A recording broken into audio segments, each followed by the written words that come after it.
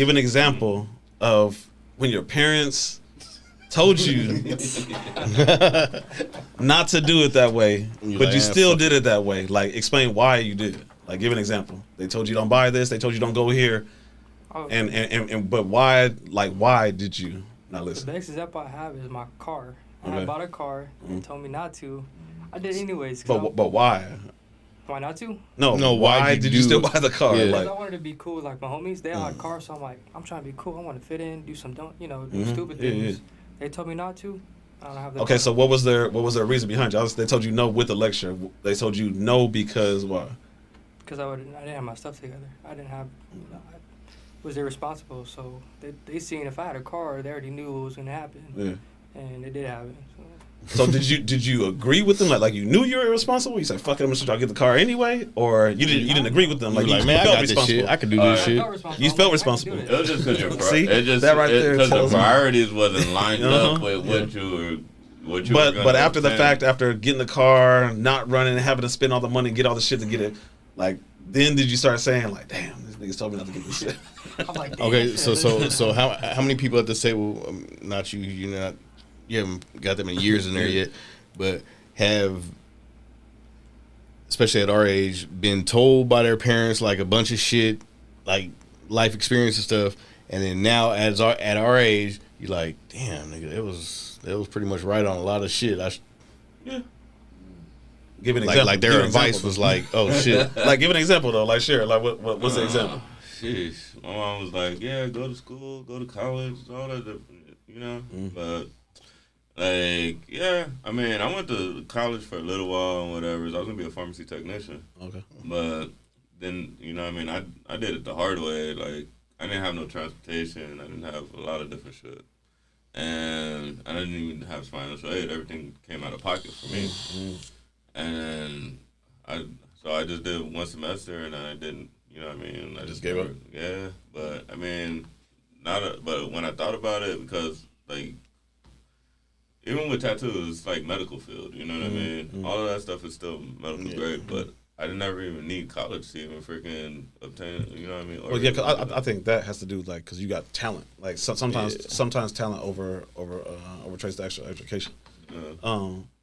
I would say for me, like, I don't know if you guys would agree, but for me, it was like a little bit more of my pops, but not really more of my mom's. Was always told me, like, she seen me coming there, what you doing? I open up the envelope. You got a credit card? Like, yeah. Don't run that credit card up. You need your credit when you get older. Man, fuck this, I'm about to go buy this radio and this speaker for my shit. What are you talking about, man? I'm about to max this shit out. Fuck that. Okay, cool. Max this shit out. Damn, $500 went like that. Car, I guess I got a radio. It's bumping now, but what? All right, cool. Rolled through a couple times. Knucklehead homies, got some fucking scamming ass family and shit. I got, hey, take this check, put it in your bank account for me. Negative. It's for $2,000. Just keep half of it and then give me the other half. Oh, gee, shit. Man, how come you ain't doing this shit? I don't have a checking account. You got one. I keep $1,000 though. All right, fuck it. Cool. Buy some more parts for my car. Cool. Hit that shit, cash it, take the money out here. Here's your half, nigga. Go about. Never see him again. And now you find out why he don't have. Get a letter. Shit, this gonna rewind the timeline back right here. Get a letter for Washington Mutual. God damn.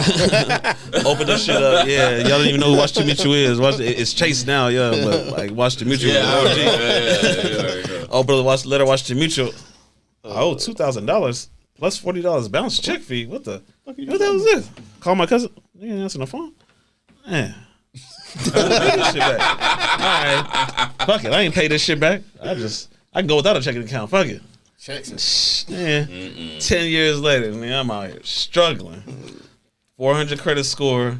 Can't even. I got a job. Man, I actually got a job. I gotta go to liquor stores to cash my check. Bank won't even take me. And they take you like 1-2%. So yeah, the easy path is high likely the wrong path majority of the time, man. If you don't have to go through no trial tribulations for the whole shit, then it's just you're doing something wrong. Doing something wrong. Too much easy, too much fun. That advice I should have took, because here I was in my later 30s, barely getting my credit together. They say, as fast as it comes, as fast as it goes. There's also the saying of easy come, easy go, and getting it back the second time is extremely hard. And that's money, relationship, credit. I mean, you can have 20 years of bomb credit and have one repo. That's credit it. gone. Yeah. Nobody, you can't buy no house, you can't do nothing because everybody's going to be like, oh man, you got this repo. You're going to be like, well, the last 20 years I've been on time. Everything's been good. I just slipped up this one time. And then, well, shouldn't have slipped up, baby. Now you got to do 5 years of work to make up for that one mistake. Yeah. I've been in that situation, but not severe.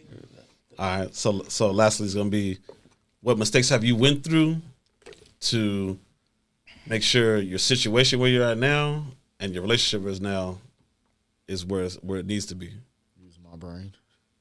But what made you situation? Yeah, what's the situation that like experiences? What turned your brain on? Yeah, the experience. First example with money the way you're living, and second with women like, hey man, stop.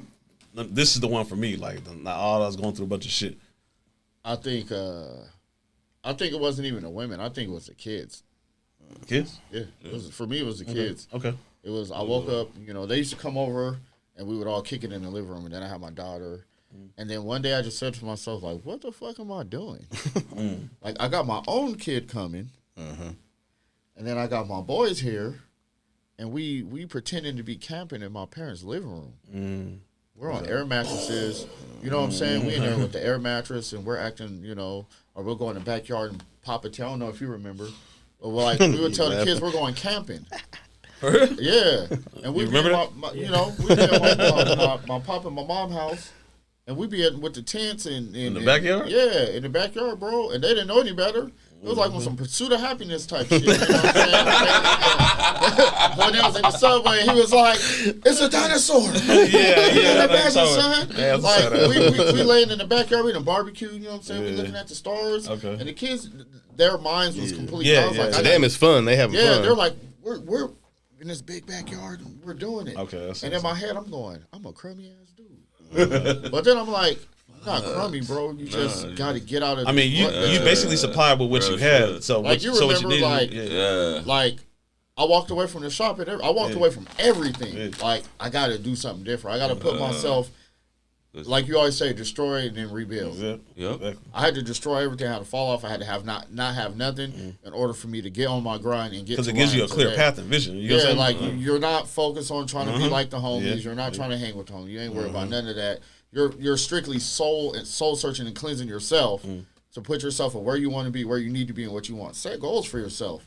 No matter if it's a tomorrow goal. Tomorrow I want to wake up at 7:00 instead of 7:30.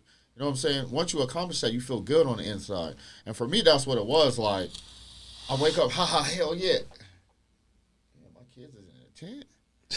I can't put them in a motel room. I guess. Damn, we can't go out of town. I got no bucks.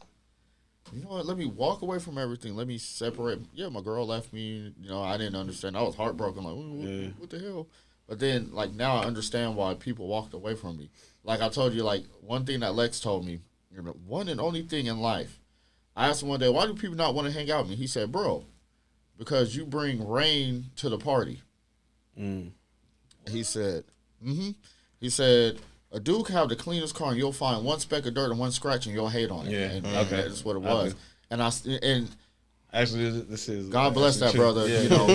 I don't say many good things about him. I do. But I will say this. I do remember. Like, obviously, that used to be his personality. Yeah. I went home and reflected on that, and it made me think of all the negative things that I had in life and why I was so negative. All the things I had been through, and from that day, my hardest strive, even to this day, is to get out of that pattern because that's what I grew up seeing. Yeah. Like, oh, Bertha went and got her Mercedes. Fuck her. That bitch, she's still a hoe. Yeah. So it's like nobody can have nothing great. And I was kind of stuck in that. You picked up on it. Family growing. And after that being said to me, I strived every day to not be that way. Because let that man be great. Now, if you want some negligent stuff, like I'm talking shit. But, you know what I'm saying? But on a positive note, that's what did it for me. Okay. And now, like, man, you can't tell me how deep it was. I just put a post on today. He ain't seen it yet. He'll see it. But it hit me so hard to watch my first walk across the stage because something I didn't experience. You know what I'm saying?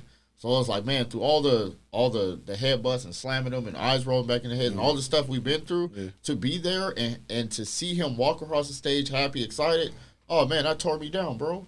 Because it was like, wow, this is so cool. Like, I've been able to be a part of this. And then now I get to watch and help him grow into a man, and hopefully, you know, all turns out right. he'll be a business owner or a president or a CEO somewhere or whatever, you know.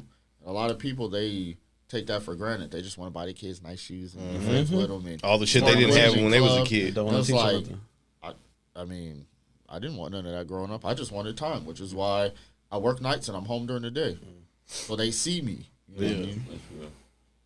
Okay, so